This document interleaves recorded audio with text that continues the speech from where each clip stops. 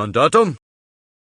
Bienvenidos de nuevo a esta serie de videos. Hoy nos adentraremos en la historia de Alarico I, el rey visigodo que desafió al Imperio Romano. Exploraremos su lucha contra Roma, su papel en el saqueo de la ciudad y el establecimiento del reino visigodo en Hispania. En el siglo III, un pueblo bárbaro conocido como los godos, que habitaba en el oeste de actual Ucrania, aprovechó las crisis internas de Roma para realizar incursiones y saqueos. Durante las crisis del siglo III, cuando los emperadores romanos marchaban a enfrentar a los bárbaros, los rebeldes dentro del imperio aprovechaban para iniciar revueltas, lo que debilitaba aún más la estabilidad romana y facilitaba nuevas incursiones germánicas. Aunque los godos representaban una amenaza, inicialmente no eran un problema mayor para Roma. Con el tiempo, muchos fueron reclutados en el ejército romano, adaptando sus tácticas, disciplina y organización. Sin embargo, los romanos, temerosos del fortalecimiento de estos pueblos bárbaros dentro de sus filas, lanzaron campañas punitivas para debilitarlos. Estas medidas solo incentivaron a los godos a perfeccionar su arte de la guerra para defender sus hogares. Roma intentó aplicar su estrategia de divide y vencerás, pero en lugar de fragmentar los godos, fortaleció a ciertos caudillos, dándoles más recursos y poder sobre su gente. Así, lejos de debilitarlos, esta política terminó consolidando su liderazgo y cohesión. Para la época de la tetrarquía de Diocleciano, los godos ya se habían asentado en el Danubio y en la provincia romana abandonada de Dacia.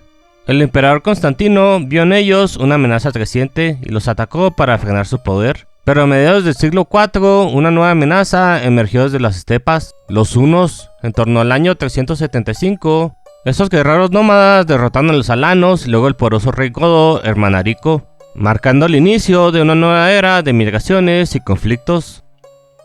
Se dice que los godos de Geutungos, que quedaron bajo el dominio de los hunos, se convirtieron en los ostrogodos, mientras los tervingios que huyeron pasaron a ser conocidos como visigodos. Buscando refugio, estos últimos se dirigieron al Imperio Romano y solicitaron permiso para sentarse en sus tierras. Roma les permitió cruzar el Danubio, pero en lugar de recibirlos con dignidad, los explotó y maltrató, lo que generó un profundo descontento. El maltrato romano pronto llevó a una crisis. El líder visigodo Fritigernio fue invitado a un banquete por un gobernador romano, quien intentó traicionarlo.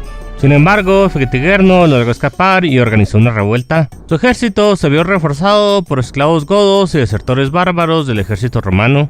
En el año 378, Fritigernio aplastó a las legiones romanas en la batalla de Adrianópolis, donde aniquiló casi 2/3 del ejército romano de Oriente. Esta derrota obligó a Roma a depender aún más de las tropas bárbaras para su supervivencia. El emperador Teodosio I intentó contener a los visigodos, llevando a cabo campañas para despejar Tracia y los Balcanes. Sin embargo, también recurrió a la diplomacia, permitiéndoles asentarse dentro del imperio a cambio de servicio militar. Durante estos años, los godos llegaron a ocupar altos rangos en el ejército romano, como el general Modares, un claro ejemplo del nivel de integración que algunos lograron. A pesar de los esfuerzos de Teodosio, el destino de Roma estaba sellado. Los godos ya no eran simples mercenarios, sino un pueblo asentado dentro del imperio con líderes y aspiraciones propias. En el año 394, un joven líder visigodo comenzó a destacar en el ejército romano. Ese mismo año participó en la batalla del Frígido, donde obtuvo una importante victoria contra las fuerzas del usurpador Eugenio y sus aliados francos. Pronto su ambición y descontento con Roma lo llevarían a un conflicto directo con el imperio, marcando el inicio de una nueva era para los visigodos. Este escenario se basa en la batalla del río Frígido en el año 394. Los objetivos principales son evitar que el ejército del Imperio Romano de Oriente sea derrotado, recolectar 2 reliquias, destruir el centro urbano del general Arbogast y vencer el Imperio Romano de Occidente. En la narración inicial se menciona: inevitablemente esto nos llevó a la guerra y nuestro ejército desató un golpe decisivo en los romanos en Adrianópolis. Matamos a su emperador y los obligamos a permitirnos establecernos en tierras romanas. Esta afirmación es en su mayoría cierta, aunque con matices. La guerra no fue inevitable desde el inicio, sino que comenzó debido a la mala administración romana y la explotación de los godos. La batalla de Adrianópolis en 378 fue en efecto una gran derrota para Roma, en la que el emperador Valente murió en combate. Sin embargo, la guerra no concluyó inmediatamente con la concesión de tierras. Los godos continuaron representando una amenaza y solo después de años de conflicto lograron un acuerdo con Teodosio I en 382 que les permitió asentarse en Tracia. La batalla del Frígido enfrentó a los romanos orientales comandados por Teodosio I contra los romanos occidentales liderados por el usurpador Eugenio. Tras su derrota, Eugenio fue capturado y ejecutado.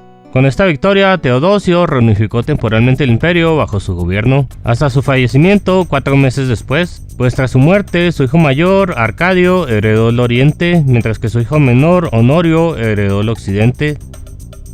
En el juego, el general Arbogasto está representado por la facción franca, mientras que el general Estilicón aparece como el líder de los hunos. Sin embargo, en la realidad, Arbogasto tenía ascendencia franca y Estilicón era de ascendencia vándala, pero ambos fueron creados dentro del mundo romano y se identificaban como romanos. La elección de los francos para representar a Arbogasto es acertada, ya que durante la batalla algunos foederati francos del ejército de Eugenio desertaron y se unieron a Teodosio, lo que cambió el rumbo de la contienda. Por otro lado, la representación de Estilicón con los hunos es más cuestionable. Aunque Estilicón hizo su carrera como oficial de caballería, un rol en que los bárbaros solían destacarse dentro de los ejércitos romanos, su conexión con los hunos era limitada. Sin embargo, Teodosio sí empleó caballería lana en la batalla. En el juego, tras la derrota de Arbogasto, se menciona que este escapó a los Alpes. Esto es cierto, el general Arbogasto escapó a los Alpes, donde vagó varios días antes de despedirse. Otro punto relevante del escenario es el objetivo de recolectar reliquias. Se menciona que el emperador de Occidente era un simpatizante pagano, en referencia a Eugenio, pero esta percepción podría haber sido exagerada por Teodosio como parte de su propaganda, con el fin de presentar su victoria como un mandato divino. Finalmente, en la narración final se describe a Larico de la siguiente manera. Era un hombre alto, con una voz que podía silenciar una multitud. Cuando hablabas, todas las cabezas volvían hacia él, y sus ojos irradiaban un fuego inextinguible. Esta es una descripción novelada, ya que no existen relatos contemporáneos que detallen físicamente a Larico de esta manera. Sin embargo, sí fue un líder carismático que logró unir a los visigodos bajo su mando. Este escenario se basa en la invasión de Alarico a Grecia en 396 y 397. Los objetivos principales son saquear Esparta, Argos, Corintio y Atenas, además de eliminar las torres romanas y las tropas que protegen los mercados y minas de Corintio y Atenas, y derrotar al ejército romano. En la narración inicial se menciona que Alarico fue elegido como rey de los visigodos y que estos nunca habían tenido un solo rey. Esta afirmación es discutible, aunque los godos solían estar divididos en múltiples clanes y líderes. Figuras como Fritigernio ya habían comandado grandes coaliciones góticas en el pasado. Sin embargo, Alarico sí fue el primer rey visigodo reconocido formalmente, y el primero en unificar su liderazgo en la historia registrada. Por lo tanto, la afirmación del juego en gran medida es correcta, aunque algo simplificada. La mayor diferencia entre el escenario y la campaña real es el orden de los eventos. En la historia, los visigodos avanzaban hacia Constantinopla cuando fueron perseguidos por Estilicón desde el noroeste. En su retirada, saquearon el Pireo, cerca de Atenas, y luego Corintio, Argos y Esparta, antes de ser rodeados en Foloi, aproximadamente en la región donde comienza el escenario. Sin embargo, los visigodos lograron escapar y cruzaron el Golfo de Corintio hacia Piro, lo que llevó a sospechas de que Estilicón pudo haber negociado en secreto con Alarico. Poco después, Alarico fue recompensado por el emperador Arcadio con el título de Magister Militum per Illyricum, otorgándole autoridad sobre una región estratégica del Imperio de Oriente. Arcadio y su corte vieron en Alarico una herramienta para contrarrestar el poder de Estilicón, lo que sugiere que su nombramiento pudo haber sido parte de un acuerdo político más amplio. Las ciudades griegas nunca se recuperaron completamente del saqueo visigodo. Atenas evitó una destrucción total, pero su riqueza fue saqueada. Corinto sufrió un daño mayor y muchas de sus antiguas estructuras fueron arrasadas. Esto marcó un punto de inflexión en la decadencia de Grecia como centro cultural del Imperio Romano. Tras la invasión, Alarico abandonó la idea de asentarse en Oriente y puso su mirada en Occidente, lo que llevaría a sus campañas en Italia y al saqueo de Roma en 410. Este escenario se basa en la segunda invasión de Alarico a Italia en 408. Los objetivos principales son derrotar a Aquilea y Gemona, eliminar a Sarus tras su traición y enviar un emisario al emperador. Ravenna se representa como una ciudad en tierra firme conectada a través de ríos y lagos. Esta representación es más precisa que en el escenario Emperor of the West, pero sigue estando algo alejada de la realidad, ya que en ese tiempo Ravenna estaba rodeada de marismas y su acceso era difícil. Esto explica por qué el emperador Honorio la eligió como su refugio en lugar de Roma. Sin embargo, Alarico nunca intentó sitiarla, lo que es una diferencia importante con el escenario del juego. Cuando el jugador llega a unas ruinas en el mapa, un soldado godo menciona que son los restos de la anterior invasión de Italia. Esto se referencia a la primera invasión de Alarico en 401, cuando fue derrotado en 2 ocasiones por Estilicón y obligado a retirarse. Otra referencia histórica importante es la invasión de Radagaiso en 406. Radagaiso lideró un enorme ejército de godos y otros grupos germánicos que cruzó los Alpes y amenazó directamente a Roma. Su fuerza era tan grande que los romanos creyeron que el fin del imperio estaba cerca. Sin embargo, Estilicón logró derrotarlo en la batalla de Fiesole, capturándolo y ejecutándolo poco después. Muchos de sus guerreros fueron forzados a servir en el ejército romano, pero en 408, tras la ejecución de Estilicón, fueron víctimas de una masacre junto con otros soldados germánicos al servicio del imperio. Esta masacre fue clave para la invasión de Alarico, ya que llevó a muchos godos a unirse a su ejército buscando venganza contra Roma. Este escenario se basa en el saqueo visigodo de Roma en 410. Los objetivos son coordinar el ataque de Ataulfo y el ejército godo para tomar la ciudad, destruyendo 12 de sus castillos dentro de los muros. En la narración inicial se menciona que las murallas de Roma no habían sido vulneradas desde el saqueo de Breno en 390 a.C. Esto es casi correcto. Aunque Roma sufrió conflictos internos y ataques a lo largo de los siglos, como la guerra civil entre Mario y Sila en el siglo I a.C., el saqueo de 410 fue la primera vez en siglos que una fuerza extranjera la conquistó y saqueó. También se menciona que las murallas necesitaban reparaciones y estaban en mal estado, lo cual es incorrecto. Las murallas aurelianas aún eran formidables en esa época y hacían de la ciudad un objetivo difícil de tomar por asalto. Sin embargo, Roma estaba en decadencia, su población había disminuido considerablemente y enfrentaba problemas de abastecimiento. Más que una falla estructural, su mayor debilidad era una falta de un ejército capaz de defenderla.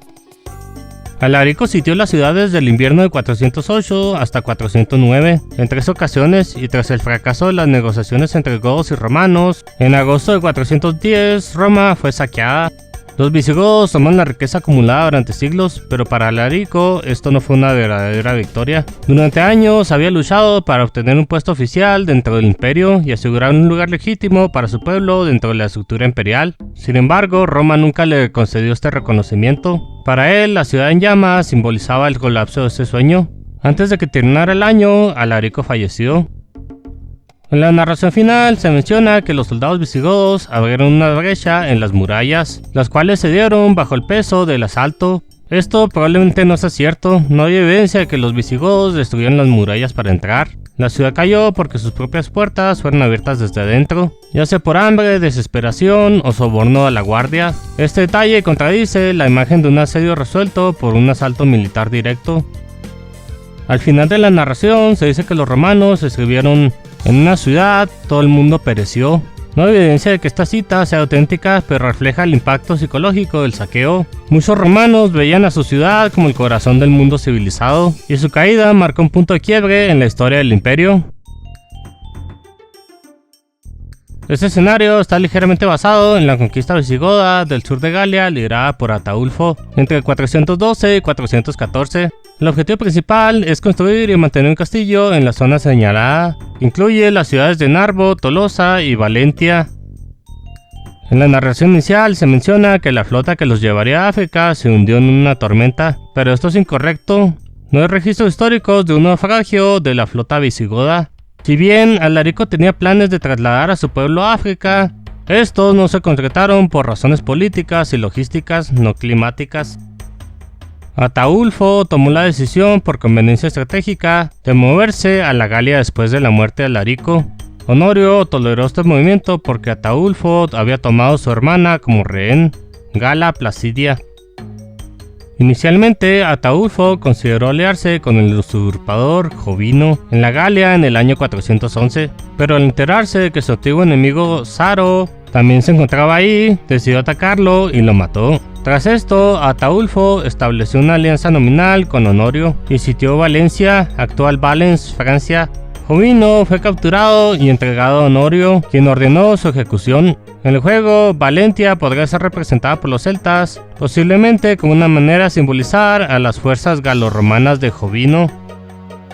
Posteriormente, Ataulfo tomó Tolosa y Narbo, actuales Toulouse y Narbona, entre otras ciudades, y se casó con Gala Placidia con la intención de fundar una dinastía romano-gótica. Los romanos contraatacaron, pero a diferencia del escenario, su ataque vino desde Italia por el mar, no desde Hispania. De hecho, los visigodos se retiraron a Hispania, donde en 415 Ataulfo fue asesinado por seguidores de Saro. Fue otro pariente de Alarico, Gualia, quien negoció con los romanos y estableció el reino visigodo de Tolosa en 418. Narbo no sería ocupada por los visigodos hasta 469. Dado que Valentia, Tolosa y Narbo seguían siendo parte del Imperio Romano, no deberían de haber sido representadas por los francos y celtas en el juego. Probablemente se hizo esto para variar los enemigos en el escenario. Además, la representación de Tolosa como una ciudad franca es un anacronismo severo. En ese momento, los francos no habían llegado en su totalidad y su presencia se limitaba a incursiones occidentales desde el siglo III. Tolosa no caería bajo control franco hasta el año 507, cuando el ahora católico rey Clodoveo I expandió su dominio y completó la conquista de Aquitania, expulsando a los visigodos al sur. Esto ocurrió casi un siglo después de los eventos del escenario. En la narración final se menciona que mi gente, los visigodos, vive pacíficamente en las ricas tierras del sur de Galia. Esto es parcialmente correcto. Los visigodos se establecieron en el sur de Galia tras pactar con Roma en 418, formando el reino visigodo de Tolosa, pero no fue un periodo de paz absoluta, ya que hubo conflictos con los romanos y otros pueblos bárbaros. Cronológicamente, la campaña de Alarico es la primera en el juego e incluso coincide con la época del primer Age of Empires. En Unama, Ask Me Anything o Pregúntame lo que quieras, para Age of Kings Heaven, el legendario Sandy Petersen mencionó que le hubiera gustado una campaña de los godos basada en Alarico o Teodorico, aunque no especificó cuál de los reyes godos con este nombre se refería. El icono de la campaña de Alarico en The Forgotten es un casco imperial romano, mientras que en Definitive Edition es un casco germánico Spangenholm sobre una espada larga romana, espata, similar a las usadas por los Huscarles. Esta campaña fue retrabajada en Definitive Edition y los escenarios que cubrimos aquí pertenecen a esa versión. En The Forgotten la campaña tenía solo 4 escenarios y era narrada por la esposa de Alarico, aunque sin actuación de voz. El icono de los godos es un escudo redondo típico de la antigüedad tardía y principios de la Edad Media, con un águila inspirada en la fíbula de los ostrogodos y visigodos. La imagen de interfaz de usuario de los godos es un Spangenhelm, un casco de origen iranio nómada que llegó a Europa occidental durante las migraciones. Para el siglo VI se había convertido en el casco más usado por los pueblos germánicos como los godos y los francos. Antes de Definitive Edition, la imagen de interfaz de usuario era el modelo del rey del ajedrez de la isla de Lewis, lo cual es curioso ya que estas piezas fueron encontradas en Escocia.